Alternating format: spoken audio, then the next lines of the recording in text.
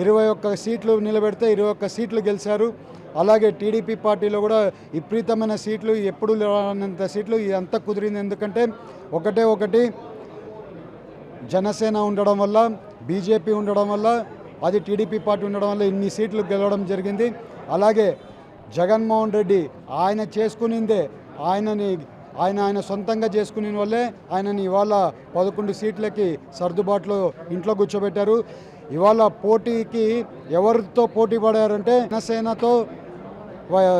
జనసేనతో వైఎస్ఆర్సీపీ వాళ్ళు పోటీ పడ్డారు. టీడీపీతో పోటీ పడలేదని మీ అందరికీ తెలుపుతున్నాను. ప్రజలు ఇవాళ అందరూ కూడా ఆస్వాదించి ఇవాళ మమ్మల్ని ఎంపీగా నిలబెట్టారు. అది కూడా ఎంతో ఆశలతో నన్ను ఎంపీగా నిలబెట్టారు. ఆ పనులన్నీ చేసి వాళ్ళ దగ్గర ఏం చెప్పాను, షబాష్ అనిపించుకుంటే వరకు వదిలిపెట్టానని చెప్పాం. అదే రకంగా పనిచేస్తున్నాను.